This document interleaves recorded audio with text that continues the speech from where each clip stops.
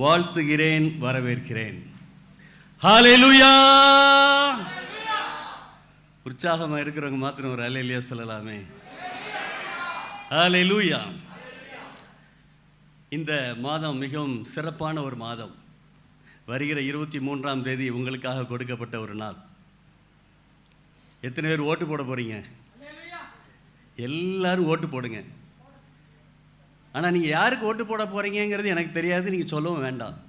ஆனால் ஒன்று மட்டும் ஞாபகத்தில் வைத்துக்கொள்ளுங்கள், நம்மளுடைய ஊழியத்திற்கும் நம்மளுடைய சபைக்கும் விரோதமாக செயல்படுகிற அந்த கட்சிக்கு நீங்கள் ஓட்டு போடாதீங்க. ஹல்லேலூயா. ஓட்டு போடுறதுக்கு முன்னாடி ஒரு ஜெபம் பண்ணுங்க. ஆண்டவர் எந்த பட்டனில் அமுக்கணும்னு உங்களை சொல்லுவாங்க, நீங்கள் அமுக்கிடுங்க. ஹல்லேலூயா. மே மாதம் 1ஆம் தேதி பொன்மாரில் நம்ம ஒரு சிறப்பு ஆராதனை செய்ய போகிறோம். ஆண்டு விழா கொண்டாட போகிறோம். அதற்கு எல்லாரும் ஆயத்தமாக இருப்பீங்க நான் நம்புகிறேன், விசுவாசிக்கிறேன்.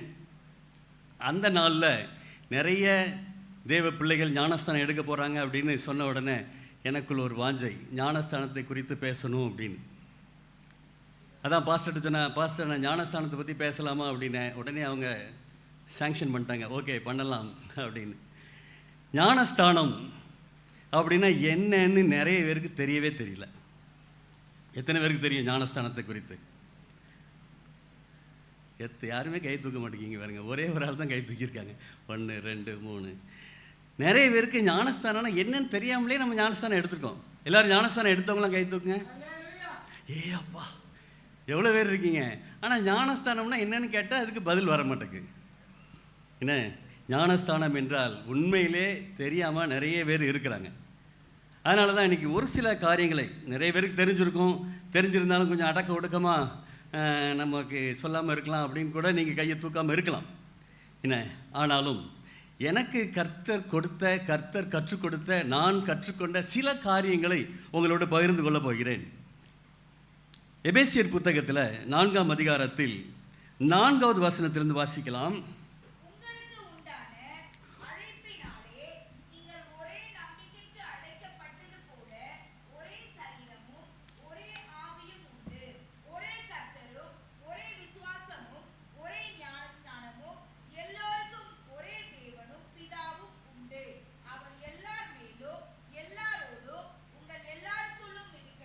ஆமென். இல்லை நீங்கள் வாசிங்க, கவனித்து பார்த்தீர்கள் என்றால் ஒரே நம்பிக்கை, ஒரே சரீரம், ஒரே ஆவி, ஒரே கர்த்தர், ஒரே விசுவாசம், ஒரே தேவனும் பிதாவுமா இருக்கிறார். ஒரே ஒரே ஒரே ஒரே என்று எல்லாவற்றையும் சொல்லிக் கொண்டிருந்த பவுல் என்ன செய்கிறார்? இங்கே ஞானஸ்தானத்தையும் அங்கே ஒரே ஞானஸ்தானம் என்று குறிப்பிடுகிறார். அந்த ஞானஸ்தானத்தை அங்கே முக்கியத்துவப்படுத்துகிறார். அல்லேலூயா. ஞானஸ்தானம் மிக மிக மிக ரொம்ப ரொம்ப முக்கியமான ஒன்று. நமக்கு கொடுக்கப்பட்ட ஒரு அருட்சாதனம். ஞானஸ்தானத்தை எடுத்துக்கிட்டீங்க அப்படின்னா கிட்டத்தட்ட நீங்கள் வேதத்தில் பார்த்தீங்கன்னா 7 முறையான ஞானஸ்தானங்கள் இருக்கிறது. அதெல்லாம் நமக்கு தேவையில்லை. நிறைய ஞானஸ்தானங்கள் இருந்தாலும் நமக்கு ஒரே ஞானஸ்தானம் என்று வேதம் சொல்கிறது. ஒரே சரீரம், ஒரே பிதா, ஒரே நம்பிக்கை, ஒரே ஆவி, ஒரே விசுவாசம். ஒரே விசுவாசத்தில் நீங்கள் ஒரே ஞானஸ்தானத்தை மட்டும்தான் எடுத்துக்கொள்ள வேண்டும். அல்லேலூயா. நீ நிறைய பேர் நிறைய போகிற இடத்துலலாம் ஞானஸ்தானம் எடுத்துகிட்டு போகிறாங்க. ஏன் ஞானஸ்தானம் எடுக்கிறோம், எதுக்கு ஞானஸ்தானம் எடுக்கிறோங்கிற தெரியாமலே என்ன செஞ்சிட்ருக்காங்க? ஞானஸ்தானத்தை எடுத்துகிட்டு இருக்கிறாங்க. ஞானஸ்தானம் 1 கொரிந்தியர் புத்தகத்தில் 12ஆம் அதிகாரத்தில் 13வது வசனத்தை பாருங்கள். நான் யூதராயினும் கிரேக்கராயினும் அடிமைகளாயினும் சுயாதீனராயினும் எல்லாரும் ஒரே ஆவியினாலே ஒரே சரீரத்திற்குள்ளாக ஞானஸ்நானம் பண்ணப்பட்டு எல்லாரும் ஒரே ஆவிக்குள்ளாகவே தாகம் தீர்க்கப்பட்டோம். இங்கேயும் அதே ஆண்டவர் என்ன, அந்த வேத வசனம் என்ன சொல்கிறது என்றால் ஒரே ஆவியினாலே ஒரே சரீரத்தினாலே ஒரே ஞானஸ்தானத்தை பெற்றுக்கொள்ள வேண்டும். ஹல்லேலூயா. முதல்ல நம்ம எல்லாருக்கும் ஞானஸ்தானம்னா முதல்ல என்னன்னு தெரிஞ்சு கொள்ள வேண்டும். தெளிவான ஒரு புத்தி நமக்கு வேணும். நம்ம ஞானஸ்தானம் இன்றைக்கி இப்போ எலெக்ஷன் டைம் நடந்துகிட்டு இருக்குதா? இப்போ நிறைய பேர் என்ன செய்வாங்க அப்படின்னா அந்த பத்திரிகையில் இருந்து அல்லது மீடியாவில் இருந்து வந்து நம்மகிட்ட வந்து ஒரு ஆய்வு எடுப்பாங்க. நீங்கள் எந்த கட்சிக்கு ஓட்டு போட போகிறீங்க, எதுக்காக போட போகிறீங்க, ஏன் அவங்களுக்கு போட்டால் என்ன, இவங்களுக்கு போட்டால் என்ன அப்படின்லாம் சொல்லுவாங்க. சொல்லியிருக்காங்களா, கேட்டிருக்காங்களா அவங்க யார்ட்டையாவது? அப்படி நான் ஒரு 2 நாளைக்கு முன்னாடி பெருங்குடி பார்க்கில் வந்து நானும் ஒரு பாஸ்டர் உட்காந்து காலையில் ஒரு 11 மணிலேருந்து 12 மணி வரைக்கும் உட்காந்து பேசிகிட்டு இருந்தோம். அப்போ எங்கள்கிட்ட ஒரு மீடியா வந்து எங்கள்கிட்ட கேட்டாங்க, நீங்கள் எந்த கட்சிக்கு ஓட்டு போட போகிறீங்க, ஏன் போட போகிறீங்க அப்படின்னு ஒரு ஆய்வு நடத்துனாங்க. அதே போல் ஞானஸ்தானம் எடுத்த கிறிஸ்தவர்களிடத்தில் ஒரு ஆய்வு எடுத்தாங்க. நீங்கள் ஞானஸ்தானம் எடுத்தீங்களா, எதுக்காக எடுத்தீங்க அப்படின்னு ஒரு ஆய்வு எடுத்தாங்க. அதில் ஒவ்வொருத்தரும் ஒவ்வொரு விதமான பதில் சொன்னாங்க. சிலர் என்ன சொன்னாங்க அப்படின்னா, நான் வந்து சபையில் நான் அங்கத்தினர் ஆக வேண்டும் என்பதற்காக ஞானஸ்தானம் எடுத்தேன் அப்படின்னாங்க. நீங்கள் எத்தனை பேர் அப்படி எடுத்திருக்கீங்க?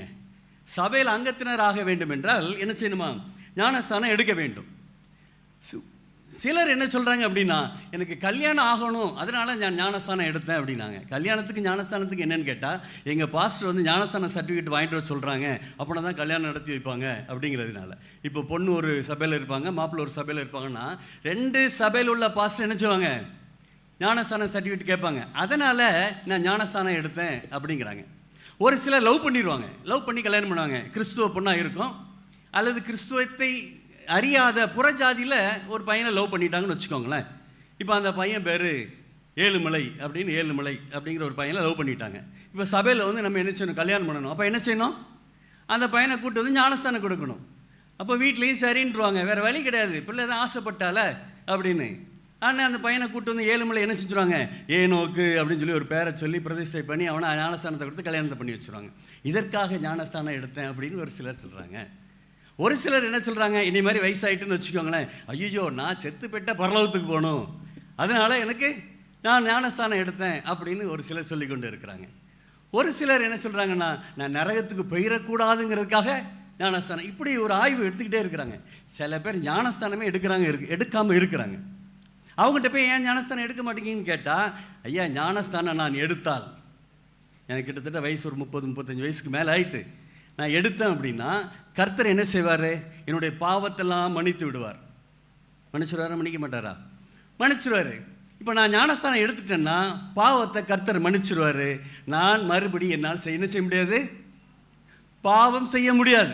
அதனால் கொஞ்ச நாள் ஆகட்டுமே, நான் அதுக்கு பிறகு கொஞ்ச நாள் கழித்து நான் என்ன செஞ்சுக்கிடுதேன், ஞானஸ்தானம் எடுத்துக்கிடுதேன், கொஞ்சம் வயசாகட்டுமே அப்படிங்கிற மாதிரி ஒரு சிலர் சொல்லி கொண்டு இருக்கிறாங்க. சிலர் ஞானஸ்தானம் எடுத்துட்டாங்க. இப்போ நான்லாம் கத்தோலிக்க திருச்சபையிலேருந்து வந்திருக்கேன். ஏன்ட்டெல்லாம் கேட்டாங்க, ஞானஸ்தானம் எடுத்தாச்சான்னு கேட்டாங்க. எடுத்தாச்சு அப்படின்ட்டேன். எப்போ, நான் குழந்தையாக இருக்கும்போது எனக்கு ஞானஸ்தானம் கொடுத்தாங்க. அது எனக்கே தெரியாது.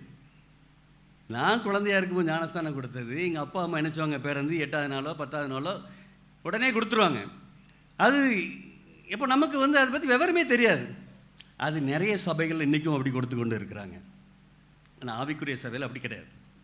அல்லேலூயா. ஆனால் வேதம் தெளிவாக சொல்லுகிறது. மத்தேயின் புத்தகத்தில் 3ஆம் அதிகாரத்தில் 6வது வசனம் வாசிக்கலாம்.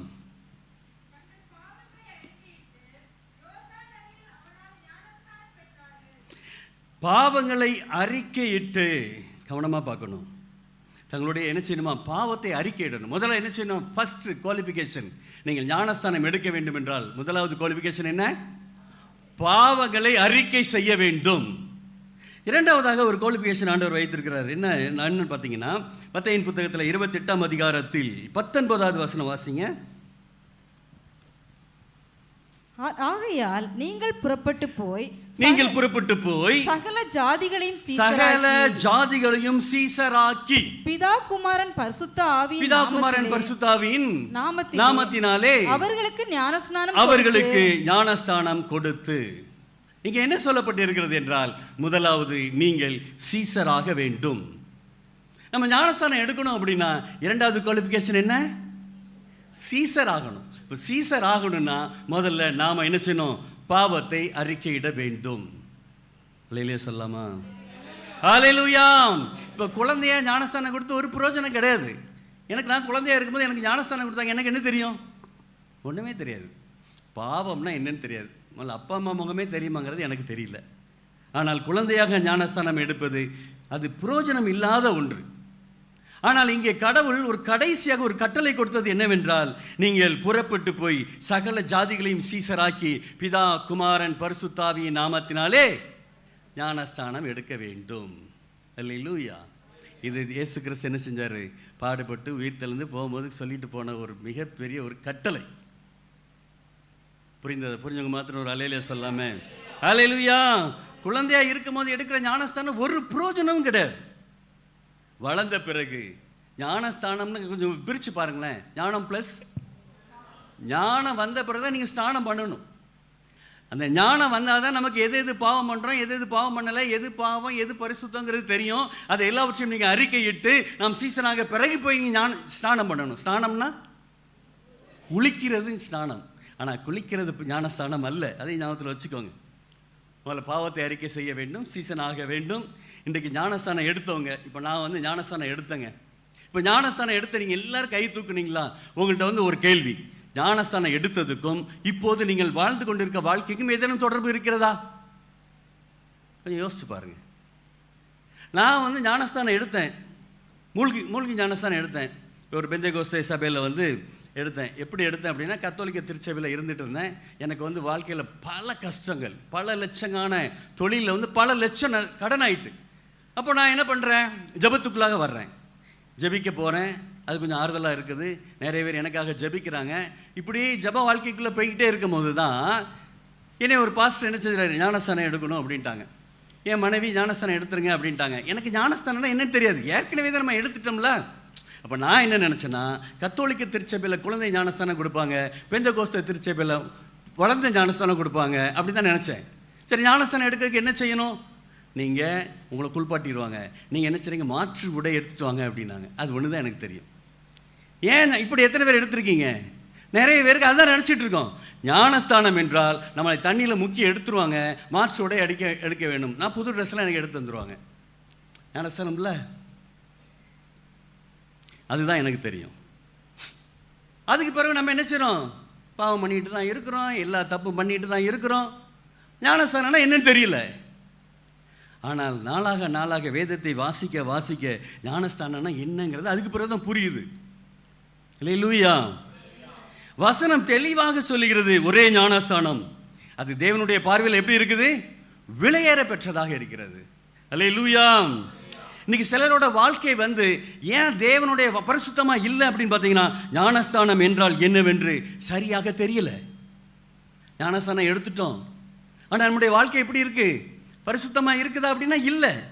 கர்த்தருக்கு உண்மையாக இருக்கிறோமானா இல்லை. ஏன்னா ஞானஸ்தானம் என்னவென்று தெரியவில்லை. நம்முடைய வாழ்க்கை விசுவாசமான வாழ்க்கை வாழ்ந்து கொண்டு இருக்கிறோமானா இல்லை. ஏன்? ஞானஸ்தானம் என்னவென்று தெரியவில்லை. அல்லேலூயா. கர்த்தருக்கு நம்ம உண்மையாக வாழ்கிறோமா? கொஞ்சம் யோசிச்சு பாருங்களேன். நம்மளாம் வாழ்க்கையில் உண்மையாக வாழ்ந்துட்டு இருக்கோமா? விசுவாசத்தோடு வாழ்ந்து கொண்டு இருக்கிறோமா? பரிசுத்தமாக வாழ்ந்து கொண்டு இருக்கிறோமா? என்ன காரணம் என்றால், ஞானஸ்தானம் எல்லாம் எடுத்து விட்டோம், ஆனால் ஞானஸ்தானம் என்றால் என்னவென்று நமக்கு தெரியவில்லை. அல்லேலூயா. ஞானஸ்தானம் எடுத்தவங்கெல்லாம் பரிசுத்தமாக இருக்கிறீங்களா? கொஞ்சம் யோசிச்சு பாருங்கள். இன்றைக்கி நீங்கள் உங்களை நீங்களே யோசிச்சு பாருங்கள். இப்போ ஞானஸ்தானம் எடுத்துரு அப்படின்னு சொல்கிறாங்கல்ல. இப்போ சில பேர் என்ன தெரியுமா செய்வாங்க? ஞானஸ்தானம் எடுக்கிறவங்ககிட்ட, ஐயோ ஞானஸ்தானம் எடுத்துறாத இப்போ. ஏன் அப்படின்னா, உங்களை பயங்கர சோதனை வரும், கஷ்டம் வரும், பிசாசு அப்போ தான் உங்களுக்கு ரொம்ப சோதிப்பான், இப்படிலாம் சொல்லி ஞானஸ்தானம் எடுக்கிறவங்களும் எடுக்க விடாமல் ஆக்கிடுவாங்க. அப்படிலாம் இருக்கா இல்லையா? அப்படி எத்தனை பேருக்கு அந்த மாதிரிலாம் அனுபவம் இருக்குது? பயந்து கொண்டு இருக்கிறோம். ஞானஸ்தானத்தை குறித்து தெளிந்த புத்தி நமக்கு வேண்டும். ஆனால் இது எல்லாத்தையும் தடுக்கிறது யாருன்னு நினைக்கிறீங்க? லூசிபர், அந்த பிசாசு இருக்காங்களா. நீங்கள் நல்லா இருக்கணுங்கிறத அவன் விரும்பவே மாட்டான். நீங்கள் ஆசீர்வாதமாக இருக்கணுங்கிறத அவன் விரும்பவே மாட்டான். காரணம் என்னவென்றால், கர்த்தர் உங்களை ஆசீர்வதிக்கவே ஆசீர்வதித்து பெருகவே பெருக செய்திருக்கா என்பது அவனுக்கு தெரியும். ஆண்டவர் உங்களுக்கு என்னெல்லாம் செஞ்சுருக்கிறாரு அப்படியே ஆப்போசிட் அவன் பேசுவான். ஆதியாகமம் புத்தகத்தை நீங்கள் எடுத்துக்கோங்களேன். அதுலேருந்தே உங்களுக்கு சொல்கிறேன் பாருங்களேன். ஆதாம் ஏவாளிலிருந்து வாங்களேன். 2ஆம் அதிகாரத்தில் 17வது வசனம் வாசிங்க. ஆனாலும் நன்மை தீமை அறியத்தக்க விருட்சத்தின் கனியை புசிக்க வேண்டாம் அதை நீ புசிக்கும் நாளிலே சாகவே சாவாய் என்று கட்டளையிட்டார். இதை யார் சொன்னா? ஆண்டவர் சொன்னார்.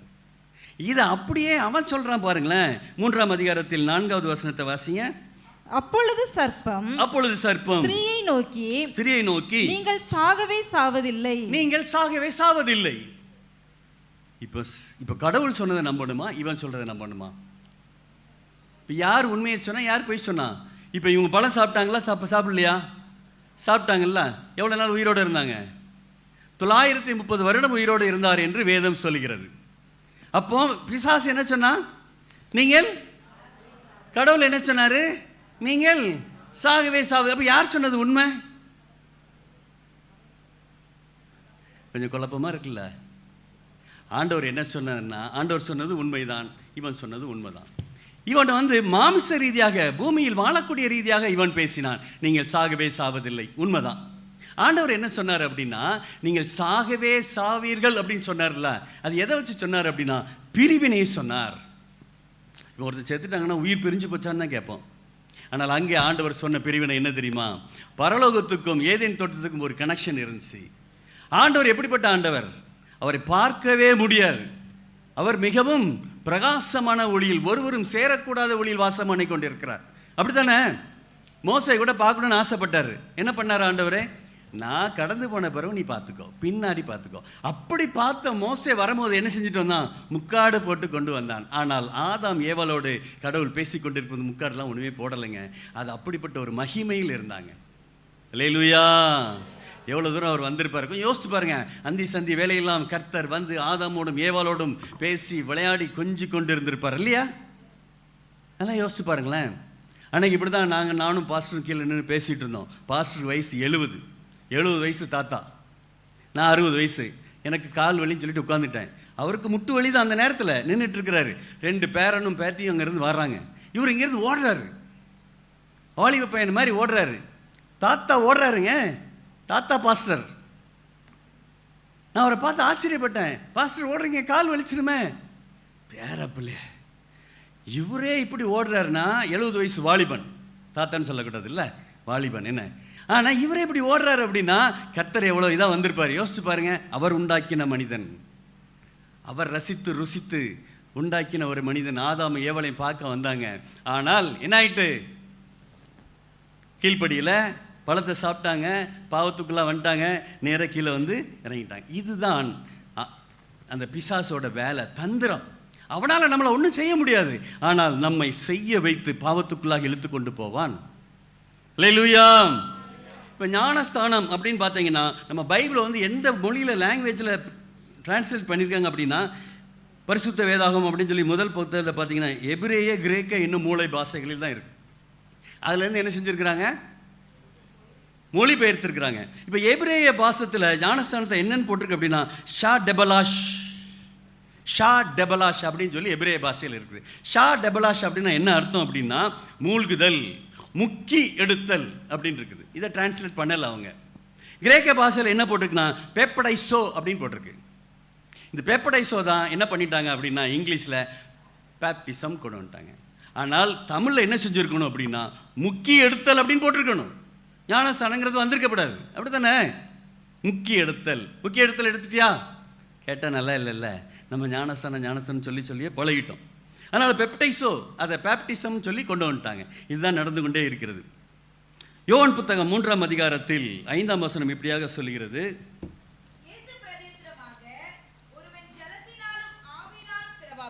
இயேசு பிரதியுத்தரமாக, ஒருவன் ஜலத்தினாலும் ஆவியினாலும் பிறவாவிட்டால் தேவனுடைய ராஜ்யத்தில் பிரவேசிக்க மாட்டான் என்று மெய்யாகவே மெய்யாகவே சொல்கிறேன் என்று சொல்கிறாங்க. அல்லேலூயா! இயேசு தெளிவாக சொல்லிட்டார்.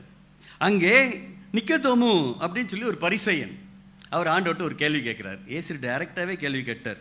என்ன கேட்குறாரு? 3ஆம் வசனத்தை பாருங்க. இயேசு அவனுக்கு பிரதியுத்தரமாக, ஒருவன் மறுபடியும் பிறவாவிட்டால் ராஜ்யத்தை காண மாட்டான் என்று மெய்யாகவே மெய்யாகவே உனக்கு சொல்லுகிறேன் என்றார். அதற்கு நிக்கதேமு, ஒரு மனுஷன் முதிர் வயதாய் இருக்கையில் எப்படி பிறப்பான்? அவன் தாயின் கற்பத்தில் 2ஆம் தரம் பிரவேசித்து பிறக்க கூடுமோ? இப்போ நம்ம எல்லாத்துக்கும் ஒரு கேள்வி இருக்கும்ல, ஞானஸ்தானம்னா என்ன? இன்னைக்கு நிறைய பேர்ட்ட கேட்டால் பதில் வர மாட்டேங்குது. அப்போ அவர் என்ன பண்ணிட்டாரு? ஒருவன் மறுபடியும் பிறவாவிட்டால் என்ன செய்ய முடியாது? பரலோக ராஜ்யத்தை சொல்லுங்களேன். ஆமாம், அதனால் அந்த நிக்கதேமு தெளிவாகவே ஒரு கேள்வியை கேட்டார். ஆண்டவர் தெளிவாகவே சொல்லிட்டார். ஒரு அல்லேலூயா சொல்லாமா? ஹல்லேலூயா. மத்தேயின் புத்தகத்தில் 28:19 வாசிங்க.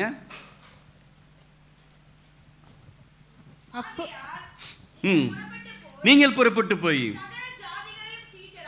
சகல ஜாதிகளையும் சீசராக்கி பிதா குமாரன் பரிசுத்த ஆவியின் நாமத்தினாலே. இதில் நம்மளுடைய பைபிள் எப்படி போட்டிருக்கா, அப்படியே நீங்கள் பொது மொழிபெயர்ப்பில் பார்த்தீங்க அப்படின்னா என்ன போட்டிருக்கு அப்படின்னா, பொது மொழிபெயர்ப்பு அந்த இதை வசனத்தை போடுங்க பிரதர். நீங்கள் வாசிங்க சிஸ்டர். எனவே நீங்கள் போய்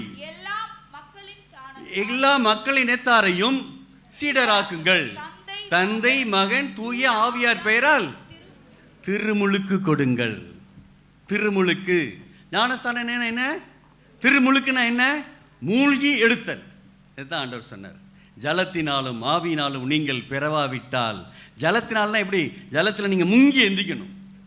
ஆவியினால்னா பரிசுத்தாவி பெற்றுக்கொள்ள வேண்டும். இப்போ நீங்கள் உள்ளங்காலிலிருந்து உச்சந்தலை வரை நீங்கள் மூழ்கி எடுக்கிறது ஜலத்தினால் ஞானஸ்தானம். உச்சி முதல் உள்ளங்கால் வரைக்கும் நீங்கள் மூழ்கி எடுத்தீங்கன்னா அது பரிசுத்த ஆவியினால் ஞானஸ்தானம். அல்லேலூயா. அப்போ எப்படி பரிசுத்த ஆவி எப்படி பெற்றுக்கொண்டாங்க? அப்போஸ்தலர் புத்தகத்தில் நீங்கள் 2ஆம் அதிகாரத்தில் நீங்கள் பார்க்கலாம். 120 பேர் அந்த மேல் வீட்டு அறையில் இருக்கும்போது எப்படி இருந்துச்சான்? அவர் எல்லாரும் பரிசுத்த ஆவியை பெற்றுக்கொண்டு ஆவியின் வரங்களை பெற்றுக்கொண்டு என்ன செஞ்சாங்க? அந்நிய பாஷைகளை பேசினார்கள். அல்லேலூயா. எத்தனை பேருக்கு புரியுது? புரிஞ்சவங்க மாத்திரம் ஒரு அல்லேலூயா சொல்லலாமே. அல்லேலூயா. ஞானஸ்தானம் என்றால் என்ன அப்படின்னு நம்ம கேட்டோம்னா நமக்கு பதிலே வரமாட்டேங்குது. ஞானஸ்தானத்தை கர்த்தரா இயேசு கிறிஸ்து சொல்கிறார், நீங்கள் ஜலத்தினாலும் ஆவியினாலும் பெறவாவிட்டால். ஆமாம். இப்போ ஞானஸ்தானம் என்ன என்பதை நான் ரத்தின சுருக்கமாக ஒரு சில காரியங்களை நான் உங்களுக்கு நினைவுபடுத்துகிறேன். முதலாவது, ஞானஸ்தானம் என்றால் என்ன அப்படின்னு பார்த்தீங்கன்னா, அழிவில் இருந்து மீட்கும் நித்திய உடன்படிக்கை. அல்லேலூயா. இப்போ நான் ஞானஸ்தானம் எடுக்கும்போது எனக்கு இதெல்லாம் தெரியாது. தெரிஞ்சிருந்தா ஒருவேளை நான் ஞானஸ்தானம் எடுத்த அன்றில் இருந்தே நான் பரிசுத்தமானாக கூட வாழ்ந்திருப்பேன். அழிவில் இருந்து நான் மறுபடியும் ஞானஸ்தானம் எடுத்த பிறகு மறுபடியும் நான் எங்கே போயிட்டு இருக்கேன்? அழிவுக்கு தான் போயிட்டு இருக்கேன். காரணம் என்னவென்றால் ஞானஸ்தானம் என்றால் என்னவென்று தெரியாத ஒரு வாழ்க்கை வாழ்ந்து கொண்டு இருந்தேன். இன்னைக்கு தெரியுது. ஞானஸ்தானம் என்ன? அழிவில் இருந்து மீட்கும் நித்திய உடன்படிக்கை. கர்த்தர் உங்களோடு ஒரு உடன்படிக்கை பண்ணியிருக்கிறார். உங்களை அழிவிலிருந்து மீட்கக்கூடிய நித்திய உடன்படிக்கை. அல்லேலூயா. நானும் நீங்களும் சாதாரணமான ஆட்கள் கிடையாது. அது கர்த்தருடைய ஆட்கள். கர்த்தர் நம்மை உருவாக்கி இருக்கிறார். பழுகி பெருங்கள் எல்லாவற்றையும் ஆண்டு அணுகுங்கள் சொன்னார். நம்மை அழிவிலிருந்து மீட்டெடுப்பதற்காகத்தான் கர்த்தர் ஞானஸ்தானம் என்ற ஒரு பிரமாணத்தை உண்டாக்கினார். அல்லேலூயா. 1 பேதுரு புத்தகத்தை நீங்கள் எடுத்துக்கொள்ளுங்கள். 3ஆவது அதிகாரத்தில் 20வது வசனம் இப்படியாக சொல்லுகிறது. 1 பேதுரு 3:20. அந்த ஆவிகள் பூர்வத்திலே நோவா பேழையை ஆயத்த பண்ணும் நாட்களிலே தேவன் நீடிய பொறுமையோடு காத்திருந்த போது கீழ்ப்படியாமல் போனவைகள் அந்த பேழையிலே சிலராகிய 8 பேர் மாத்திரம் பிரவேசித்து ஜலத்தினாலே காக்கப்பட்டார்கள். உலகிலே சொல்லாமா? ஹல்லேலூயா. ஆண்டவர் அப்படியே மக்களை பூரா பூமியில பழுகி பெருகுன்னு சொன்னாங்க. ஆனால் அதே ஆண்டவர் தான் என்ன செஞ்சார்னா, ஏன் இந்த ஜனங்களை உண்டாக்கினோம் என்று விசனப்பட்டார். நீடிய பொறுமையா இருந்தாங்க. மனம் திரும்புங்க, மழை வரப்போகுது, மழை புறப்போகுது. நோவா அப்பமே என்ன செஞ்சிட்டாரு? ஊழியத்தை ஆரம்பிச்சார். எல்லாரும் நோவா பார்த்து என்ன சொன்னாங்க? நீ ஒரு பைத்தியக்காரன் அப்படின்னாங்க. ஆனால் கர்த்தர் என்ன செஞ்சார்? அந்த குடும்பத்தை மாத்திரம் காப்பாற்றினார். எதில் காப்பாற்றினாரு? எதில்? பேலைன்னு சொல்கிறவங்க மாத்திரம் கரங்களை தூக்குங்களா பார்ப்போம். ஹல்லேலூயா. பேலைங்கிறது தவறு. அவர் பேலையில காப்பாற்றலைங்க. பேலையை ஒரு கருவியாக வைத்திருந்தார். மறுபடியும் அந்த வசனத்தை வாசிங்க. அந்த பேழையிலே, அதுல இருந்து வாசிங்க. அந்த பேழையிலே சிலராகிய 8 பேர் மாத்திரம் பிரவேசித்து ஜலத்தினாலே காக்கப்பட்டார். எதனால காக்கப்பட்டார்? ஜலத்தினாலே. மறந்துடாதீங்க, ஜலத்தினாலே காக்கப்பட்டார். நம்ம எல்லாரும் என்ன நினைச்சிட்டு இருக்கணும்? பேழையில ஆண்டவர் காப்பாத்தினாரு. கிடையாது, ஜலத்தினாலே. இது முதலாவது ஞானஸ்தானம். அல்லேலூயா. அடுத்த வசனம் வாசிங்க. அதற்கு ஒப்பனையாக, எதற்கு ஒப்பனையாக? ஜலத்தினாலே காக்கப்பட்டதற்கு ஒப்பனையாக ஞானஸ்தானமானது மாமிச அழுக்கை நீக்குதலாயிராமல் தேவனை பற்றும் மனசாட்சியின் உடன்படிக்கையாய் இருந்து இப்பொழுது நம்மையும்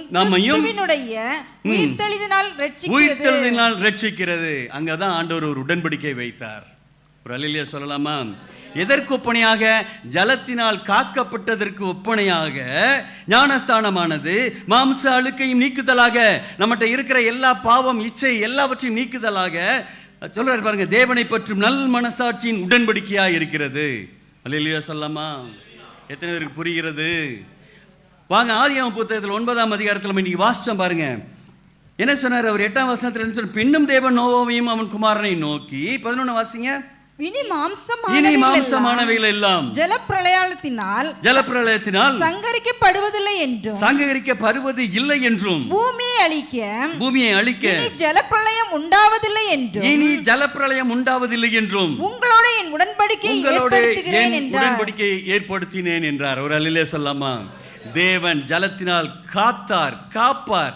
இது ஒரு உடன்படிக்கையாக தேவன் அன்றைக்கே நோவாவையும் அவர் குடும்பத்தை பார்த்து சொல்லியிருக்கிறார். ஹல்லேலூயா. அடுத்தல வாசிங்க. அன்றியும் தேவன் எனக்கும் உங்களுக்கும் உங்களிடத்தில் இருக்கும் சகல ஜீவ ஜந்துக்களுக்கும் நித்திய தலைமுறைகளுக்கு என்று நான் செய்கிற உடன்படிக்கையின் அடையாளமாக நான் என் வில்லை மேகத்தில் வைத்தேன். அது எனக்கும் பூமிக்கும் உண்டான உடன்படிக்கைக்கு அடையாளமாக இருக்கும். கர்த்தர் ஒரு ஞானஸ்தானத்தை கொடுக்கிறார் அப்படின்னா அது நமக்கும் கர்த்தருக்கும் உள்ள என்னது? ஒரு உடன்படிக்கை. ஜலத்தினால் கர்த்தர் காப்பார். ஹல்லேலூயா. இதுதாங்க முதல் ஞானஸ்தானத்தை ஆண்டவர் கொடுத்தது. ஆமென். ஜலத்தினால் காப்பார். நீங்க ஜலத்தினால் இன்றைக்கு ஞானஸ்தானம் எடுக்கீங்கன்னா அதுக்கு பிறகு ஆண்டவர் உங்களை காத்துக்கொண்டே இருப்பார். ஹல்லேலூயா. நம்ம ஞானஸ்தானம் ஏன் எடுக்கணும்னா கர்த்தர் நம்மோடு பண்ணின அந்த உடன்படிக்கை, அதுதான் ஞானஸ்தானம். எத்தனை பேருக்கு புரிகிறது? 1 கொரிந்தியர் புத்தகம் 10ஆம் அதிகாரத்தில் 2வது வசனம் இப்படியாக சொல்லுகிறது.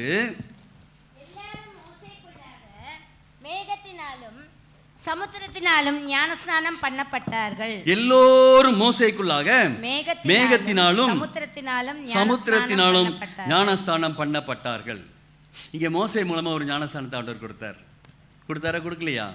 மோசே எகிப்திலிருந்து எல்லாரையும் மீட்டு கொண்டு வந்துட்டு என்னது அடைத்தது? முன்னாடி என்ன இருந்துச்சா? சமுத்திரம் இருந்துச்சா இல்லையா? பின்னாடி யார் வந்துட்டு இருந்தா? ஆண்டவர் செங்கோலை நீட்ட சொன்னார். அந்த சமுத்திரம் 2ஆக பிரிந்து நின்றது. நம்முடைய ஜனங்களை எல்லாம், இஸ்ரவேல் ஜனங்களை எல்லாம் கர்த்தர் ஜலத்தினால் காத்தார். ஹல்லேலூயா. அதே நேரத்தில் நமக்கு பின்னாடி வந்த அத்தனை பேரையும் ஜலத்தினால் அழித்தார். நல்லா யோசிச்சு பாருங்க.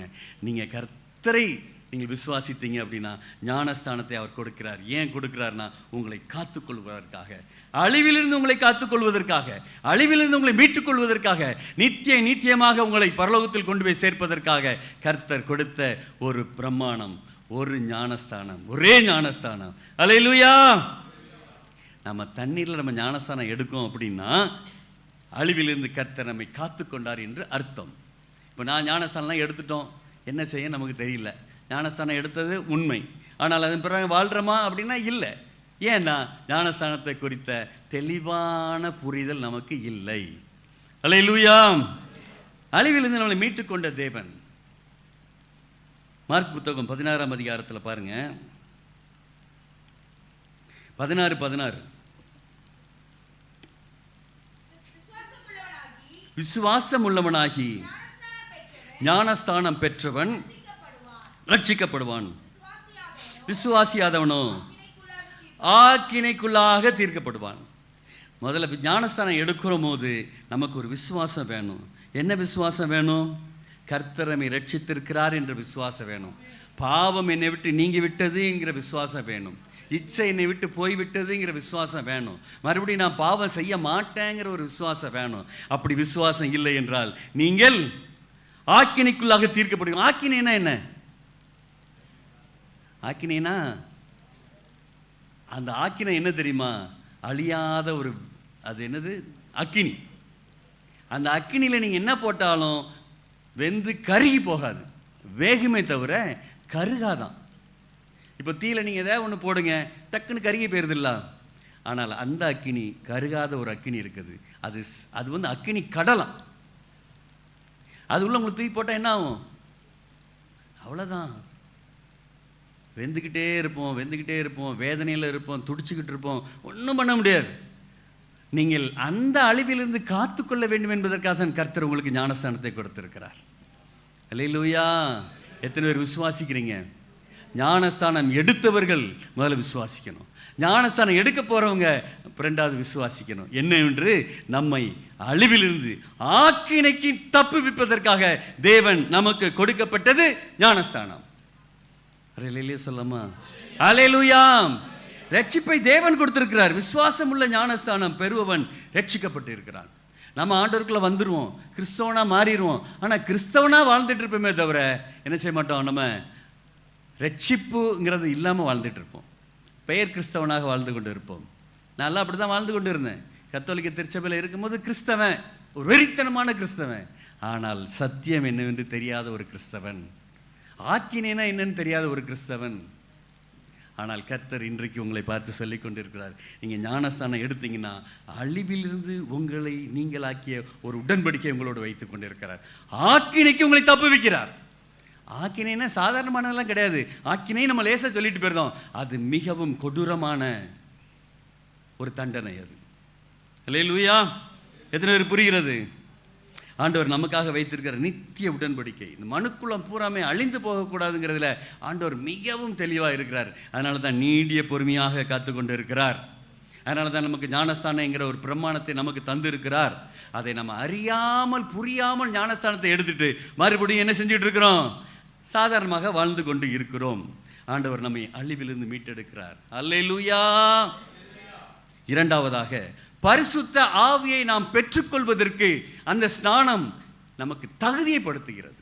என்ன ஸ்நானம்? ஞான ஸ்நானம். நம்மை பரிசுத்த ஆவியை பெற்றுக்கொள்வதற்கு நாம் தகுதி உடையவராக மாற்றுவதற்கு நமக்கு கொடுக்கப்பட்டதுதான் ஞானஸ்தானம். எத்தனை பேர் புரிகிறது? அப்போஸ்தலர் புத்தகத்தில் 2ஆம் அதிகாரத்தில் 38வது வசனம் இப்படியாக சொல்கிறது, பேதுரு அவர்களை நோக்கி நீங்கள் மனம் திரும்பி ஒவ்வொருவரும் பாவ மன்னிப்புக்கென்று இயேசு கிறிஸ்துவின் நாமத்தினாலே ஞானஸ்நானம் பெற்று கொள்ளுங்கள். அப்பொழுது பரிசுத்த ஆவியின் வரங்களை பெறுவீர்கள். எப்பொழுது? முதல்ல நாம் என்ன செய்யணும் அப்படின்னா, மனம் திருந்தணும், பாவ மன்னிப்பை பெற்றுக்கொள்ள வேண்டும். எத்தனை விசுவாசிக்கிறீங்க? ஞானஸ்தானம் இப்பொழுது இன்றைக்கு வருகிற 1ஆம் தேதி எடுக்கக்கூடிய பிள்ளைங்கள்லாம் கவனமாக கேட்டுக்கோங்க. நீங்கள் முதலாவது மனம் திரும்ப வேண்டும், ரெண்டாவது பாவ மன்னிப்பை பெற்றுக்கொள்ள வேண்டும். எப்படி பாவ மன்னிப்பை பெற்றுக்கொள்ளுவோம்? பாவத்தை போல ஆண்டவர்கிட்ட அறிக்கையிட்டு விட்டுவிட வேண்டும். ஞானஸ்தானம் எடுத்தவங்களுக்கும் இதே தான். ஞானஸ்தானம் எடுக்க போகிறவங்களுக்கு, புதுசாக எடுக்க போகிறவங்களுக்கு, இனிமேல் பாவமே நம்ம செய்யாமல் வாழ்க்கையை வாழ வேண்டும் அப்படின்னு ஒரு பிரதிஜை எடுக்க வேண்டும். இது வரைக்கும் நான்லாம் பார்த்தீங்க அப்படின்னா ஞானஸ்தானம் எடுக்கும்போது இவ்வளவு விவரம்லாம் எனக்கு தெரியவே தெரியாது. ஞானஸ்தானம் மட்டும் எடுக்கணும் அப்படின்னா தான் நம்ம சபையில் என்ன செஞ்சுருந்தோம், சேர்க்கப்பட்டோம். கல்யாணம் ஆன பிறகு தான் நான் வந்து ஞானஸ்தானம் எடுத்தேன். அதனால் எனக்கு அந்த ஞானஸ்தான சர்டிஃபிகேட்லாம் தேவைப்படலை. நல்லா யோசிச்சுக்கோங்க. இன்றைக்கு கர்த்தர் உங்களோடு பேசிக்கொண்டு இருக்கிறார். சில விவரங்களை, நீங்கள் அழிவிலிருந்து மீட்கப்பட்டு இருக்கிறீர்கள். ஆவியின் வரங்களை பெற வேண்டும் என்றால் முதலாவது மனம் திரும்ப வேண்டும், இரண்டாவது பாவங்களை அறிக்கையிட்டு விட்டு விட வேண்டும், பாவ மன்னிப்பை பெற வேண்டும். அப்படி நீங்கள் பாவ மன்னிப்பை பெற்று மனம் திரும்பி ஞானஸ்தானத்தை பெற்றுக்கொண்டீர்கள் என்றால் என்ன கிடைக்கும்? ஆவியின், பரிசுத்த ஆவியின் வரங்களை பெறுவீர்கள். விசுவாசிக்கிறவங்க மாத்திரம் ஒரு அல்லேலூயா சொல்லாம அல்லேலூயா. அப்போஸ்தலர் புத்தகத்தில் 8ஆம் அதிகாரத்தில் 15வது வசனம் இப்படியாக சொல்கிறது,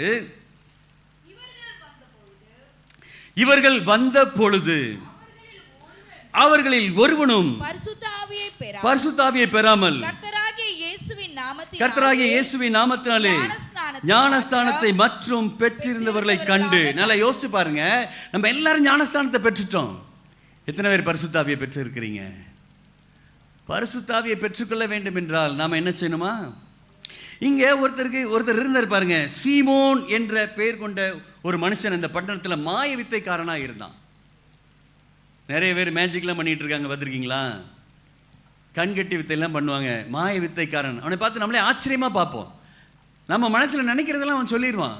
சொல்கிறான், அப்படிலாம் பார்த்துருக்கீங்களா? மேஜிக்லாம் பார்த்துட்டு இருக்கீங்களா? மாய வித்தைக்காரன் அப்படி ஒருத்தன் இருந்தான்.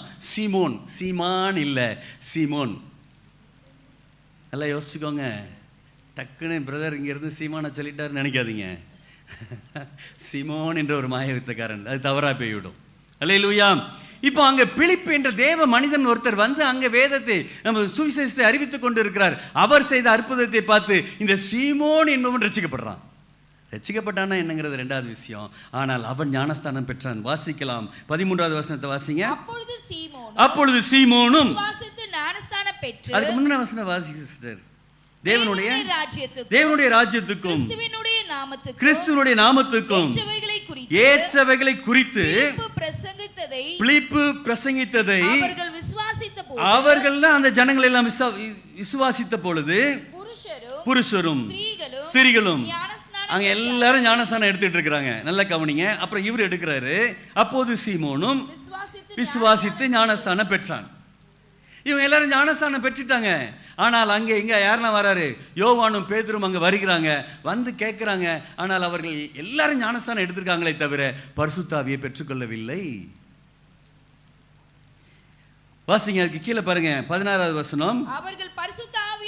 அவர்கள் பரிசுத்தாவியை பெற்றுக்கொள்ளும்படி அவர்களுக்காக ஜெபம் பண்ணி அவர்கள் மேல் கைகளை வைத்தார்கள். அப்பொழுது அவர்கள் பரிசுத்தாவியை பெற்றார்கள். ஒரு அல்லேலூயா சொல்லலாமா? அல்லேலூயா.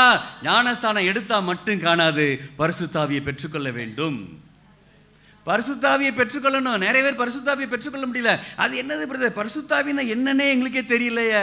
பரிசுத்தாவின் வரங்கள்லாம் என்ன, அது எப்படி எங்களுக்குள் செயல்படும்? இப்படி நிறைய பேருக்கு ஒரு பெரிய கேள்விக்குறி இருக்கா இல்லையா? நீங்கள் நிறைய இடத்துல போய் பார்த்தீங்க அப்படின்னா பரிசுத்தாவியை பெற்றவங்க நினச்சிக்கிட்டு இருக்கிறோம். நிறைய கூட்டத்தில் அந்நிய பாஷை பேசுவாங்க, எல்லாம் செய்வாங்க. ஆனால் உருண்டு பரண்டு எந்திரிச்சு குதிச்சு துள்ளிலாம் போயிட்டு இருக்காங்க. பார்த்துருக்கீங்களா? ஆனால் அவங்களெல்லாம் பார்த்து நீங்கள் பரிசுத்தாவி பெற்றவங்களாம் நினைக்காதீங்க. அதெல்லாம் பரிசுத்தாவியே கிடையாது. அல்லேலூயா. அது பரிசுத்தாவி கிடையாது. அது எப்படிப்பட்ட ஆவி? வாசிக்கலாம், 7வது வசனத்தை பாருங்க. அநேகரில் இருந்த அசுத்தாவி மிகுந்த சத்தத்தோடு கூப்பிட்டு அவர்களை விட்டு புறப்பட்டது. வாசிங்க. அநேகர் அங்க எப்படிப்பட்டவங்களா இருந்தாங்களா? திமிர்வாதக்காரரும் சப்பானிகளும் குணமடைந்தார்கள். அங்க பாருங்க, அங்க அசுத்தாவி தான் என்ன செய்யுமா? சத்தம் போட்டுட்டு போகும். நாம எல்லாரும் என்ன நினைப்போம்? ஐயா பரிசுத்தாவி வந்துட்ட, நமக்கு அந்த பரிசுத்தாவி வரலையே நினைச்சதெல்லாம் உண்டா? நிறைய பெரிய பெரிய கூட்டத்திலலாம் போய் பாருங்க, பாஸ்டர் புஷ்ஷுன்பாங்க, எல்லாம் கீழே விழுது, அது விழுது, என்ன நடக்குதோ தெரியாது. அது என்ன ஆவியோ நமக்கு தெரியாது. ஆனால் பரிசுத்தாவி அது அல்ல. அது மட்டும் நான் தெளிவாக சொல்லுவேன். எப்படி சொல்றேன் அப்படின்னு பார்த்தீங்கன்னா, அப்போஸ்தலர் புத்தகத்தில் 1ஆம் அதிகாரத்தில் 8வது வசனம் இப்படியாக சொல்லுகிறது. பரிசுத்தாவி உங்களிடத்தில் வரும்பொழுது நீங்கள் பலனடைந்து எருசலேமிலும் சமாரியாவிலும் பூமியின் கடைசி பரியந்தமும் எனக்கு சாட்சிகளாய் இருப்பீர்கள். அல்லேலூயா. பரிசுத்தாவி உங்களுக்குள்ள வந்துட்டு அப்படின்னா நீங்க எப்படி இருப்பீங்க? சாட்சியாக இருப்பீங்களா?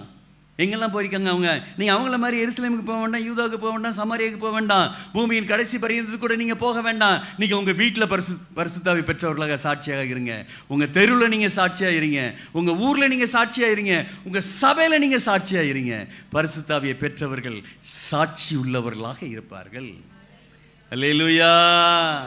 பரிசுத்தாவி வந்துட்டுனா நீங்கள் அந்நிய பாஷை பேசுகிறதும், பரிசுத்தாவி வந்துட்டுனா ஏறி குதிக்கிறதும், பக்கத்தில் உள்ளலாம் மிதிப்பாங்க. நமக்கு வேண்டாதான் ஒருத்தர் இருந்தான்னு வச்சுக்கோங்க, பரிசுத்தாவி வந்த மாதிரி ஆடி அவனை குத்தலாம் கொள்ளலாம் என்னன்னாலும் பண்ணலாம். அது பரிசுத்தாவி அல்ல. நீங்கள் சாட்சி உள்ளவர்களாக வாழ வேண்டும். புரிந்தவர்கள் மாத்திரம் ஒரு அல்லேலூயா சொல்லுங்க. பரிசுத்தாவி வரும்பொழுது நாம் சாட்சி உள்ள வாழ்க்கை வாழ வேண்டும். எங்கே நம்மளை பார்க்குறவங்களாம் இவன் கிறிஸ்தவன், இவன் ஆண்டவரை ஏற்றுக்கொண்டு இருக்கான் என்று சொல்லக்கூடிய வாழ்க்கை வாழணும். நீங்கள் போய் கூட பேச வேண்டாங்க, உங்களை பார்த்தாலே அவங்க சொல்லணும். ஆமென். அல்லேலூயா. எத்தனை பேர் நம்மளை பார்த்து அப்படி சொல்கிறாங்க, இவன்லாம் ஒரு கிறிஸ்தவன், பைபிளை தூக்கிட்டு கோயிலுக்கு போயிட்டான் பார், அப்படி சொல்கிறவங்க தான் நிறைய பேர் இருக்காங்க. சொல்லியிருக்காங்களா சொல்லலையா? பக்கத்து வீட்டுக்காரங்க கூட சொல்லுவாங்க, இவன்லாம் ஒரு கிறிஸ்தவன். எத்தனை பேருக்கு அந்த அனுபவங்கள்லாம் இருக்குது? ரோமர் புத்தகத்தில் 6ஆம் அதிகாரத்தில் 4வது வசனம் இப்படியாக சொல்கிறது, கிறிஸ்து மரித்தோரிலிருந்து எழுப்பப்பட்டது போல, மேலும் பிதாவின் மகிமையினாலே கிறிஸ்து மரித்தோரிலிருந்து எழுப்பப்பட்டது போல நாமும் புதிதான ஜீவன் உள்ளவர்களாய் நடந்து கொள்ளும்படிக்கு. எப்படியா? புதிதான ஜீவன் உள்ளவர்களாக. ஜீவன் என்னது? நம்மகிட்ட ஒரு ஆவி பெயருங்க, அதுதான் ஜீவன். புதிதாக ஜீவன் உள்ளவர்களாக இருக்க வேண்டும். அழகா போட்டிருக்காங்க, பிதாவின் மகிமையினாலே கிறிஸ்து மரித்தோரிலிருந்து எழுப்பப்பட்டது போல நாமும் புதிய ஜீவனை பெற வேண்டும். எப்போ? ஞானஸ்தானம் பெறும் பொழுது, தொட்டியில முக்கி வெளியே எடுக்கும் பொழுது புதிய ஜீவனை, புதிய ஆவியை பெற்றுக்கொண்டு நாம் மேலே எந்திரிச்சு வரணும். அல்லேலூயா. ஞானஸ்தானம் எடுத்தால் நாம் புதிய ஜீவனை பெற்றிருக்கிறோம், புதிய ஆவியை பெற்றிருக்கிறோம் என்று நாம் விசுவாசிக்க வேண்டும். அப்படிப்பட்ட ஆவியை பெற்றுக்கொண்டு நாம் வாழ வேண்டும். அல்லேலூயா. பரிசுத்த ஆவியை பெற்றுக்கொள்ள வேண்டும். வரங்கள்லாம் நமக்கு செயல்படணும் ஆசை தான். முதல்ல நம்ம பரிசுத்த ஆவியை பெற்றுக்கொள்ளணுமே. முதல்ல நம்ம பாவம் நம்ம விட்டு விலகணுமே. நாம முதல்ல மனம் திருந்தணுமே. பாவத்தை அறிக்கையிட வேண்டுமே. ஞானஸ்தானம் என்ற ஒன்றை ஏதோ தானோ என்று எடுத்துக்கொண்டு நம்ம பாட்டுக்கு வேற ஒரு உடையை உடித்துக்கொண்டு நம்ம பாட்டுக்கு நார்மலாக வாழ்ந்து கொண்டு இருந்தால் என்ன அர்த்தம்? ஞானஸ்தானம் எடுத்ததில் ஒரு பிரயோஜனம் கிடையாது. நாம் எப்படி சொல்லிருக்கார் அவர்? பிதாவின் மகிமையினாலே மரித்தோலிருந்து எழுப்பப்பட்டதன் மூலமாக நாம் புதிய ஜீவனை சொல்லாமா. ஞானஸ்தானம் எடுத்தவங்களாக இருக்கட்டும், எடுக்க போகிறவங்களாக இருக்கட்டும், நம்ம ஞானஸ்தானம் எடுத்தவங்க புதிய ஜீவனை பெற்றிருக்கிறோம் அப்படிங்கிற ஒரு நம்பிக்கை வேணும், ஒரு விசுவாசம் வேணும். அது இல்லைன்னா ஒன்றுமே செய்ய முடியாது. எத்தனை பேருக்கு புரிகிறது? புரிஞ்சுக்க மாட்டோம் ஒரு அல்லேலூயா சொல்லுங்களேன். எபேசியர் புத்தகத்தில் 4ஆம் அதிகாரத்தில் 22வது வசனம் இப்படியாக சொல்கிறது, அந்தபடி முந்தின நடக்கைக்குரிய மோசம் போக்கும் இச்சைகளாலே கெட்டுப் போகிற பழைய மனுஷனை நீங்கள் களைந்து போட்டு உங்கள் உள்ளத்திலே புதிதான ஆவி உள்ளவர்களாகி மெய்யான நீதியிலும் பரிசுத்தத்திலும் தேவனுடைய சாயலாக சிருஷ்டிக்கப்பட்ட புதிய மனுஷனை தரித்துக் கொள்ளுங்கள். அல்லேலூயா. முந்தின நடக்கைக்குள்ள மோசம் போக்கும் இச்சைகளை விட்டுவிடுங்கள். எவ்வளவு இச்சை இருக்குது? கண்களின் இச்சை, மாம்சத்தின் இச்சை, ஜீவனில் பெருமை, எல்லாத்தையும் விட்டு விடுங்கள் அப்படின்னு ஆண்டவர் சொல்றார். மோசம் போக்கும் இச்சை, கெட்டு போகிற பழைய மனுஷனை என்ன செய்யணுமா? நீங்கள் களைந்து போட்டு விட்டு. ஞானஸ்தானம் எடுக்கிறதுக்கு முன்னாடி நாம் என்ன செய்யணும்? இச்சைகளை எல்லாம் களைந்து போட்டு விட்டு பழைய மனுஷனை களைந்து போட வேண்டும். ஒரு அல்லேலூயா சொல்லலாமா? உங்கள் உள்ளத்திலே புதிதான ஆவி உள்ளவர்களாகி, அப்பவுமே நமக்கு வந்துடணும். புதிய ஆவி நமக்கு வந்துட்டு அப்படின்னு விசுவாசிக்கணும். பரிசுத்த ஆவி நமக்குள்ள வந்துட்டாருங்கிற விசுவாசிக்கணும். மெய்யான நீதியிலும் பரிசுத்தத்திலும் தேவனுடைய சாயலாய். இப்போ நாம் எல்லாரும் தேவனுடைய சாயலாய் சிருஷ்டிக்கப்பட்டிருந்தோம். எப்பொழுது அந்த கனியை சாப்பிட்டார்களோ அவர் தேவ சாயலை அற்று. நீங்கள் ஆதியாகமம் புத்தகத்தில் 5ஆம் அதிகாரத்தில் நீங்கள் வாசித்து பார்த்தீங்கன்னா, அடுத்தலா பெறக்கூடிய பிள்ளைங்க எப்படி பிறந்தாங்க தெரியுமா? என்னுடைய நினைவுகள் சரியாக இருந்தால் 5ஆம் அதிகாரத்தில்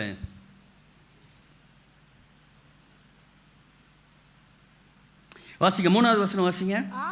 ஆதாம் 130 வயதான போது தன் சாயலாக தேவன் எப்படி படைத்தாரு? அவருடைய சாயலாக. ஆனா இங்க ஆதாம் எப்படி, அவருக்கு பிறக்கிற பிள்ளைகள் எப்படி இருக்குது? தன் சாயலாக. அப்படின்னு என்ன அர்த்தம்? தேவ சாயலை விட்டு விட்டார்கள், மரணித்து விட்டார்கள். அதுதான் மரணம். சாகவே சாவா என்று சொன்னார்களே, அப்போ செத்து போனதுதான். தேவ சாயல் செத்து போயிட்டு, தேவனுடைய ரூபம் செத்து போயிட்டு, அதற்கு பிறகு பிறக்கிற பிள்ளைகள்லாம் யாரை போல இருந்துதான்? ஆதாமை போல இருந்தது. எப்படி? பாவத்தில் இருந்துச்சான். அல்லேலூயா. புரிஞ்சவங்க மாத்திரம் ஒரு அல்லேலூயா சொல்லாம. அல்லேலூயா. அதுதான் இங்கே போட்டிருக்குது. புதிய ஆவியை நாம் உள்ளவர்களாக மெய்யான நீதியிலும் பரிசுத்திலும் தேவ சாயலாய் சிருஷ்டிக்கப்பட்ட புதிய மனுஷனை தரித்துக் கொள்ள வேண்டும். எப்போ? அதுக்கு தான் ஞானஸ்தானத்தை ஆண்டவர் கொடுத்தார்.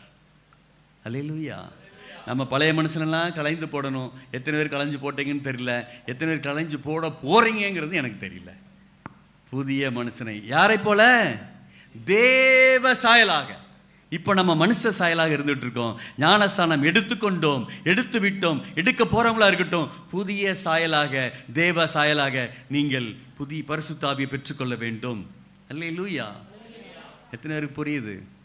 புரியுதா புரியலையா? ஏதோ ஒன்று சொல்லிக்கிட்டு இருக்காங்களேன்னு நினைக்காதீங்க. கர்த்தர் உங்களோடு பேசிக்கொண்டு இருக்கிறார். நான் பேசலை, எனக்கே இது தெரியாது. ஆண்டவர் எனக்கு கற்றுக் கொடுத்ததை உங்களோடு பகிர்ந்து கொண்டு இருக்கிறேன். அல்லேலூயா. 2 கொரிந்தியர் புத்தகத்தில் 5ஆம் அதிகாரத்தில் 17வது வசனம் இப்படியாக சொல்லுகிறது. இப்படி இருக்க ஒருவன் கிறிஸ்துவுக்குள்ளாய் இருந்தால் புது சிருஷ்டியாய் இருக்கிறான். பழையவைகள் ஒளிந்து போயின. நல்லா யோசிச்சு பாருங்க. பழையவைகள்லாம் ஒளிந்து போகணும். நம்ம எப்படி இருக்கணுமா? புது சிருஷ்டியாக ஆண்டவருக்குள்ள வரணும். ஞானஸ்தானம் எடுத்துட்டோம் அப்படின்னா ஏனோ தானோ என்ற வாழ்க்கை அல்ல. ஏனோ தானோ என்ற வாழ்க்கை அல்ல. புதிய சிருஷ்டியாக, யாருடைய சாயலாக? தேவ சாயலாக, தேவனுடைய ரூபமாக பரிசுத்த ஆவியை பெற்றுக்கொண்டோம்ங்கிற நம்பிக்கையோடு நம்ம என்ன செய்யணுமா? எத்தனை பேர் விசுவாசிக்கிறீங்க? விசுவாசிக்கிறவங்க மாத்திரம் ஒரு அல்லேலூயா சொல்லுங்க. முதலாவது என்ன சொன்ன?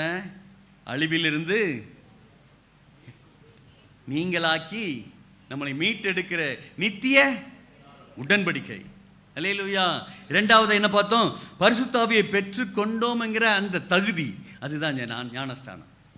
பரிசுத்த ஆவியை பெற்றுக்கொள்வீர்களா இனிமேலாவது? அல்லேலூயா. மூன்றாவதாக ஒரு காரியங்களை பார்ப்போம். நேரமானதனால் வேகமாக சொல்கிறேன், கவனமாக கேளுங்க. கிறிஸ்துவுக்குள் இருக்கிறோம் என்கிற ஒரு ஆதாரம் தான் என்னது? ஞானஸ்தானம். கிறிஸ்துக்குள் இருக்கணும். புரியுதா புரியலையா? எதற்கு புரியுது? கிறிஸ்துவுக்குள் இருக்க வேண்டும், புதிய சிருஷ்டியாக இருக்க வேண்டும்.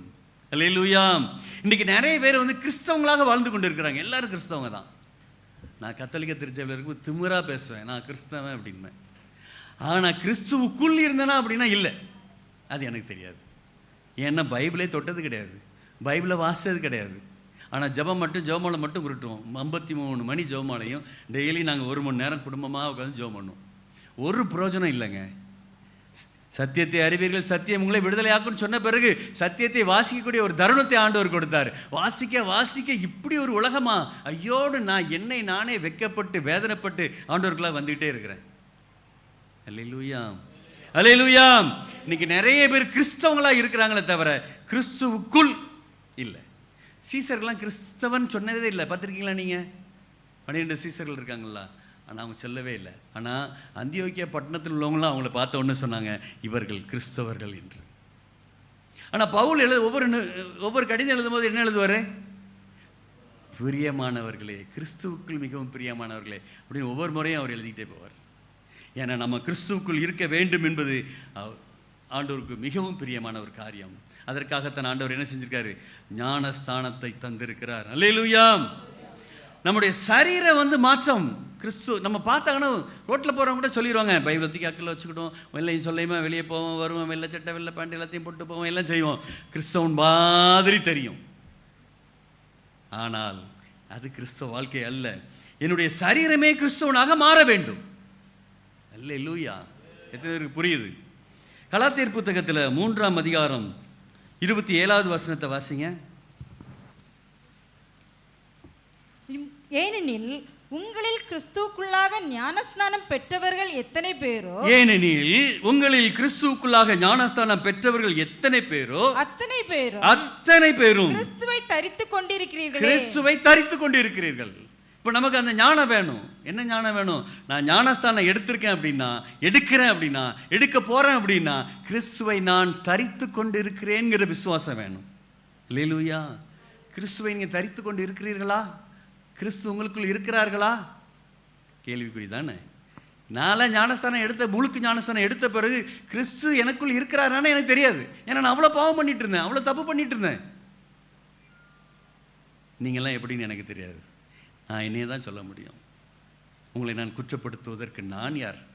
ஆனால் ஞானஸ்தானம் என்று இதெல்லாம் இருக்குதுன்னு தெரிஞ்ச பிறகு நான் என்னை மாற்றிக்கொண்டே இருந்தேன், ஆண்டவருக்குள் வந்து கொண்டே இருந்தேன், கிறிஸ்துவை எனக்குள் தரித்து கொண்டே வைத்து கொண்டே இருக்கிறேன், கிறிஸ்து எனக்குள் இருக்கிறாருங்கிற நம்பிக்கைக்குள்ள வாழ்ந்து கொண்டு இருக்கிறேன். ஹல்லேலூயா! ஆண்டவர் நமக்குள் வாசமாக இருக்க வேண்டும் என்பதற்காகத்தான் அவர் ஞானஸ்தானத்தை தந்திருக்கிறார். ஞானஸ்தானம் தெரியாமல் ஞானஸ்தானத்தை எடுத்துக்கிட்டு, ஏன்னா உங்களில் கிறிஸ்துக்குள்ளாக ஞானஸ்தானம் பெற்றவர்கள் எத்தனை பேர், அழகாக சொல்கிறா பாருங்க, அத்தனை பேரும் கிறிஸ்துவை தரித்து கொண்டு இருக்கிறீங்க. ஆனால் நம்ம கிறிஸ்துவை தரித்து கொண்டு இருக்கிறோமா அப்படின்னா ஒரு கேள்விக்குறி இல்லை. ஏன்னா நாம் இன்னும் பழைய மனுஷனே கலைந்து போடாமல் வாழ்ந்து கொண்டு இருக்கிறோம். ஏதோ முங்கினோம், எந்திரிச்சோம், வேறு ட்ரெஸ்ஸு போட்டோம், அவ்வளோதான். வாழ்க்கை அப்படி தான் போய்கிட்டு இருக்கு. ஆனால் நாம் ஆண்டவர் தெளிவாக சொல்கிறாரு, நீங்கள் கிறிஸ்துவை தரித்து கொண்டு இருக்கிறீர்கள், அதற்கு உங்களை நீங்கள் தகுதிப்படுத்திக் கொள்ளுங்கள். அல்லேலூயா!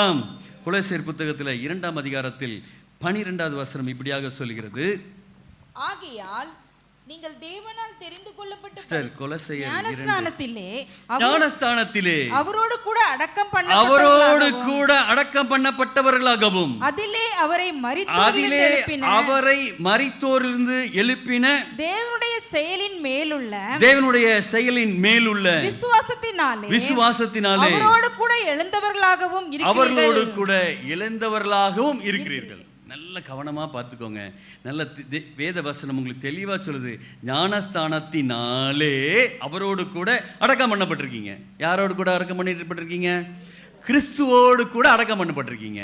கிறிஸ்துவோடு அந்த அந்த அந்த நினைவுலாம் நமக்கு இருக்கணும். ஞானஸ்தானம் எடுக்க போகிற பிள்ளைங்க ஞானஸ்தானம் தண்ணிக்குள்ளே முங்கும் போது கிறிஸ்துவோடு கூட நான் அடக்கம் பண்ணப்படுகிறேங்கிற எண்ணம் இருக்கணும். அல்லேலூயா! அதிலே அவரை மரித்தோர்ந்து எழுப்பின தேவனுடைய செயலின் மேலுள்ள விசுவாசத்தினாலே அவரோடு கூட. இப்போ நாம் மறுபடியும் எந்திக்கும் போது தேவனோடு அவரோடு கூட இயேசு கிறிஸ்துவோடு கூட நாமும் எழும்பி இருக்கிறோம் என்று விசுவாசிக்கணும். எத்தனை பேருக்கு புரிகிறது? ஞானஸ்தானங்கிறது சாதாரணமான ஒரு காரியம் அல்ல. தெளிவாக தெரிஞ்சுக்கோங்க. கிறிஸ்து நமக்குள் வாசமாக இருக்க வேண்டும், நான் கிறிஸ்துவுக்குள் இருக்க வேண்டும், அவர் எனக்குள் இருக்க வேண்டும். நான் அவரோடு மரித்தேன், அவரை போலவே நானும் மீண்டும் ஜீவனோடு எழுந்திருக்கிறேன். அல்லேலூயா! அவரோடு எழுந்திருக்கிறேன்னா நம்ம எப்படி இருக்கணும்? கிறிஸ்து உயிர்த்தெழுந்த கிறிஸ்துவை போல இருக்கணும். உயிர்த்தெழுந்த கிறிஸ்து எப்படி இருக்கிறார்? அதை போல பரிசுத்த ஆவியை பெற்றுக்கொண்டு அவரை போலவே நாம் வாழ வேண்டும். அல்லேலூயா சொல்லாமா? ரோமர் புத்தகம் 6ஆம் அதிகாரத்தில், நான் கொஞ்சம் ஸ்பீடாக தான் போயிட்டுருக்கேன், ரோமர் புத்தகம் 6ஆம் அதிகாரத்தில் 5வது வசனம் வாசிங்க. ஆதலால் அவருடைய மரணத்தின் சாயலில் நாம் இணைக்கப்பட்டவர்களானால், இணைக்கப்பட்டவர்களாக அவர் உயிர்த்தெழுதலின் சாயலும் இணைக்கப்பட்டிருப்போம். நல்லா யோசிச்சு பாருங்க. நாம் ஆண்டவருக்குள்ள நம்ம அடக்கம் பண்ணப்பட்டு உயிர்த்தெழுந்த இயேசுவோடு இருக்கோம் அப்படின்னா நம்ம எப்படி சாயலாக இருக்கோமா? இயேசு கிறிஸ்துவின் சாயலை பெற்றிருக்க வேண்டும். அது என்ன சாயல்? உயிர்த்தெழுந்த சாயல். இன்னைக்கு நம்ம அப்படி இருக்கமா? நீங்கள் உங்களை நீங்களே கேள்வி கேட்டு பார்த்துக்கோங்க. ஞானஸ்தானம் எடுத்தவர்கள், எடுக்க போகிறவங்க ஜாக்கிரதையாக எடுங்கள். ஜாக்கிரதையாக எடுக்கணும். உயிர்த்தெழுந்த சாயல் எனக்குள் இருக்கணும் அப்படிங்கிற நம்பிக்கையோடு எடுக்கணும். நான் ஞானஸ்தானம் எடுத்து தண்ணீரை விட்டு முங்கி எழுந்தி வரும்பொழுது நான் கிறிஸ்துவை போல இருக்கிறேன், கிறிஸ்துவை உடையவராக இருக்கிறேன், கிறிஸ்துவை தரித்து கொண்டவனாக இருக்கிறேன், கிறிஸ்துவின் சாயலில் இருக்கிறேன். எந்த சாயலில்? உயிர்த்தெழுந்த கிறிஸ்துவின் சாயலாக இருக்கிறேன் என்ற ஒரு விசுவாசத்தோடு நீங்கள் ஞானஸ்தானம் எடுக்கணும். அல்லேலூயா சொல்லாமா? அல்லேலூயா! ஜீவன் கிறிஸ்துவின் உயிர்த்தெழுந்த சாயல் நமக்குள்ள இருக்கணும். அப்படின்னா இந்த ஜீவன் என்னக்கு வச்சிருக்கு?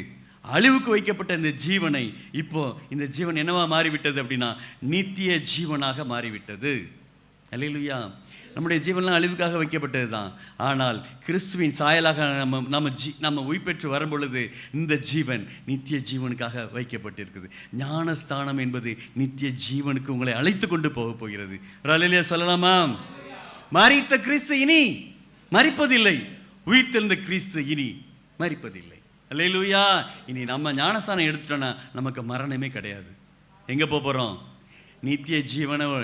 கிறிஸ்து பிதாவின் வலது பார்சத்தில் உட்கார்ந்து இருப்பார், நாம் அவருடைய வலது பார்சத்தில் போய் உட்கார போகிறோம். யார் கூட?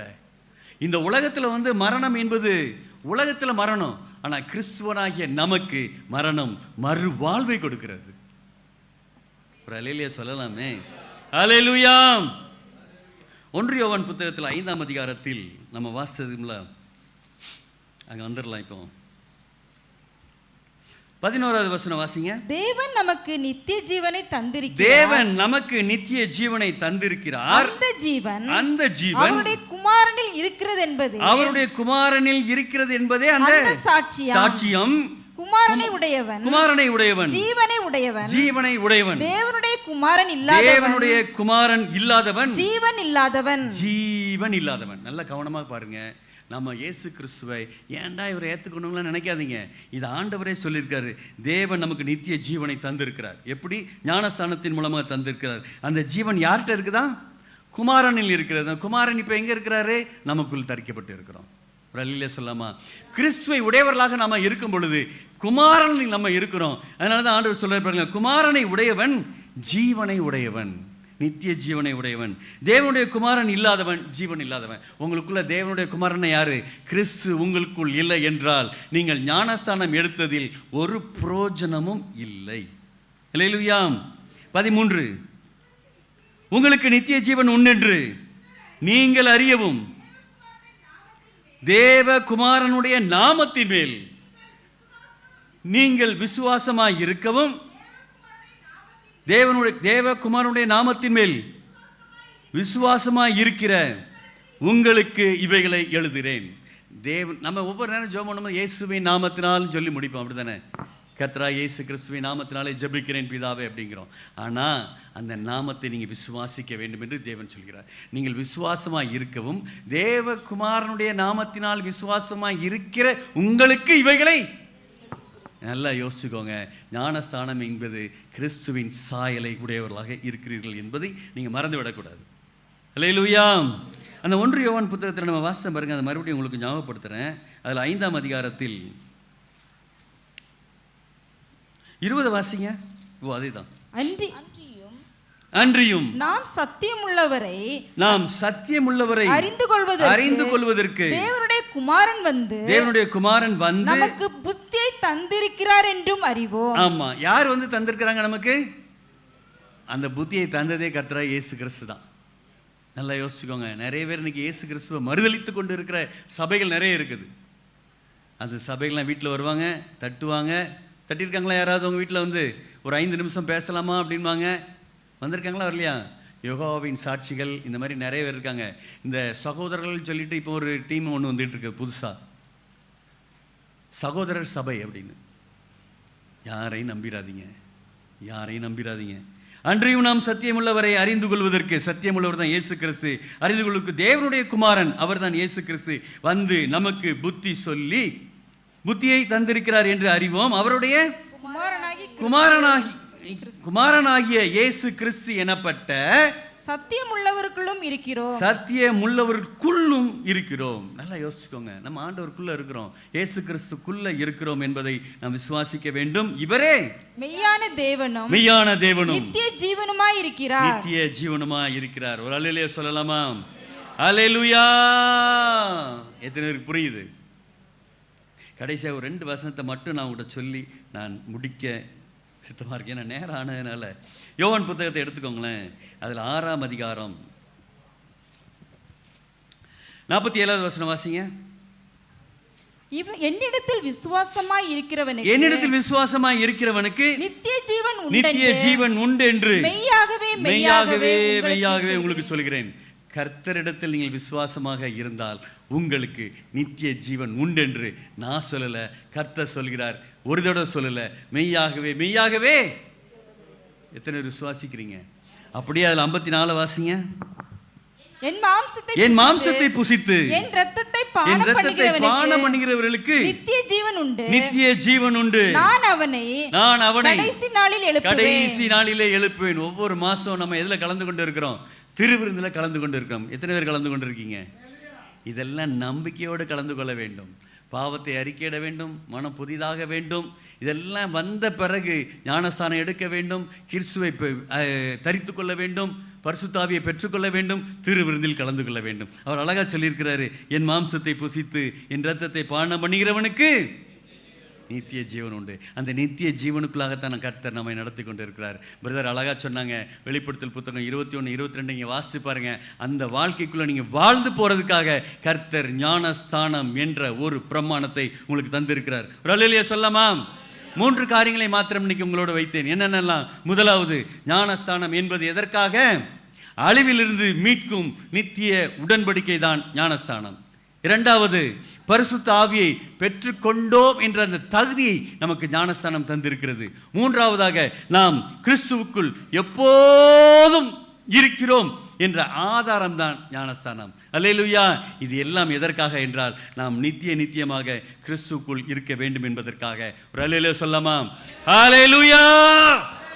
கர்த்தர் உங்களை அத்தனை பேரையும் ஆசீர்வதிப்பார்.